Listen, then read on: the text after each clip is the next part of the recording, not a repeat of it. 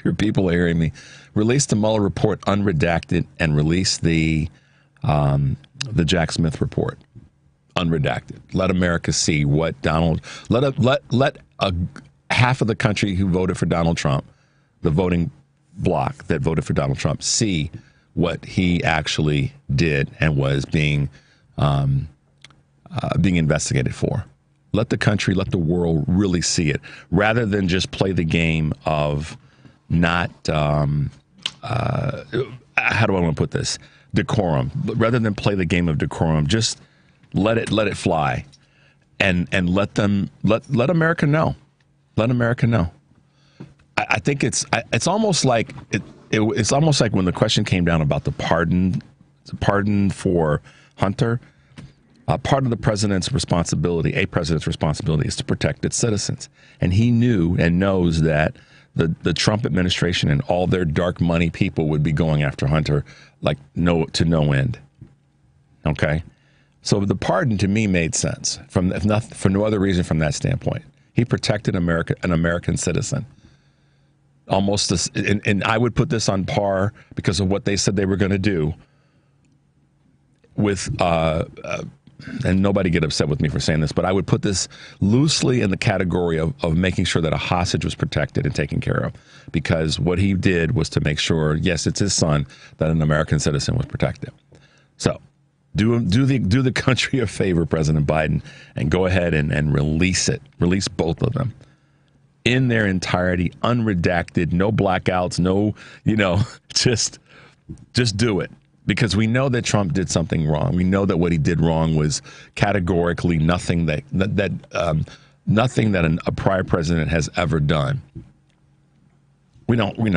Folks aren't stupid. So that's that's me passionately asking the president to release those two reports. And it'd be nice to see how the right reacts, because if the Supreme Court said that there is a thing called presidential immunity. If the president and again, loosely I'm saying this, is immune from presidential acts, one of the responsibilities of a president is to inform the citizens and protect them from threats that are foreign and domestic.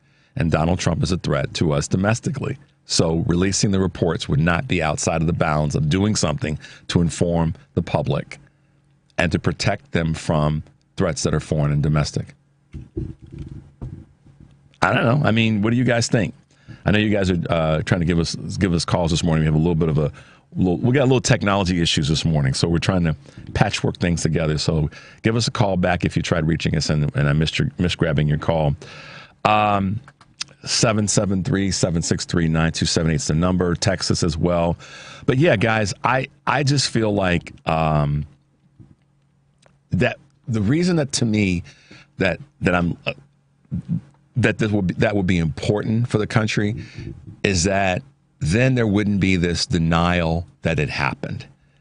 It would then be in the public conversation, and it would give people. I'll give you an example. I'm old enough, and it's not even to say old enough. Do you guys remember the Monica Lewinsky situation? And you remember when we had the after report of all that happened then with Lewinsky and Clinton and that whole crazy situation. Do y'all remember that it was published in the newspaper? I believe it was in the Wall Street Journal in the New York. It was a number of papers that published a large amount of that report that Ken Starr had put together. Remember that? So I really think that, and that was before the Supreme Court said, hey, presidents have immunity for acts while president.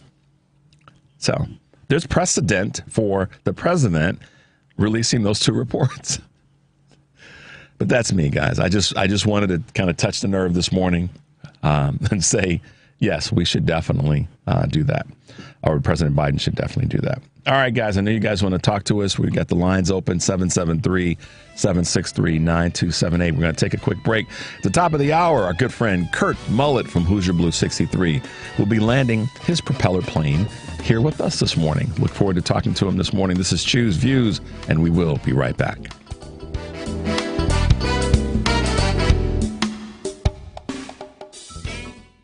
With MedGuard Alert, you're never alone. You can connect with medical professionals anywhere, anytime. And now MedGuard is introducing our exclusive new CareWatch. If you need help quickly, use it from anywhere to contact medical professionals. No cell phone required. The CareWatch is not only a life-saving medical alert device, it's a revolutionary health monitoring system that checks your blood pressure, heart rate, oxygen saturation, and much more. And here's the best part. If you have Medicaid, you may qualify to get your CareWatch for free. The CareWatch is only available through MedGuard Alert. Call us right now. We have monitoring programs starting as low as $1 a day. The call is free, activation is free, shipping is free, and no contract is required. Remember, with Medicaid, you may qualify to get your CareWatch for free. Call us to get your CareWatch right now. 800-741-5819. 800-741-5819. 800-741-5819. That's 800-741-5819. Hey Google, play WCPT. Streaming Chicago's progressive talk from TuneIn.